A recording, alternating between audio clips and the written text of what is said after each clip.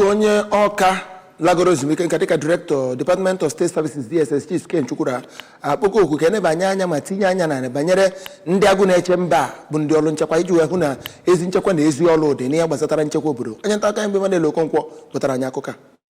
Ekwuela kpọrọ okwu a n'oge ọ na-agwa ndị ABS okwu n'Ọka ebe ọ rụtụrụ aka na ọ dị nnọọ mkpa na gọọmenti nakwazi ndị uwe ojii ga-eneba anya n'otu ndị ọrụ agụ na-eche mba si alụ ọrụ ha na Anambra steeti iji wee hụ na ọ daba na ebumnobi gọọmenti steeti a ji wee guzobe ya ma hụkwazịa na ha na-alụ ọrụ ha ka ọma ịhụ na echekwa ndụ na akụnụba ndị Anambra. Ya bụ onye ọrụ nchekwa doro anya kụzikwara na ụfọdụ ndị ọrụ ndị agụ na-eche mba bụzi nnọọ ndị nwezi ebe ha na-edebe ndị mmadụ nke megidere iwu enye ha n'oge ha malitere ọrụ ha, nke bụ na ha nwere ike ijide ndị dara iwu ma nyefezie ha n'aka ndị uwe ojii, ebe o kwukwazịrị na ọtụtụ n'ime ndị agụ na-eche mba bụzi nnọọ ndị na-ejizi ikikere enye ha na-emegide ndị Anambra ndị enyefe ha n'aka ka ha nye nchekwa. N'okwu nke ya, onye ọzọ eji okwu ya agba izu n'Ọka bụ Chief Ekwenugo rụtụrụ aka mkpa ọ dị na ndị agụ na-eche mba ga-agbanyesi ike ịhụ na ha na-erube isi nye iwu na-achị obodo a,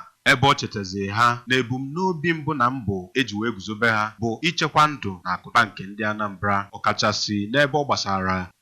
n'ebe o metụtara ndị bi n'ime obodo. Site n'Ọka, abụ m Emmanuel Okonkwo.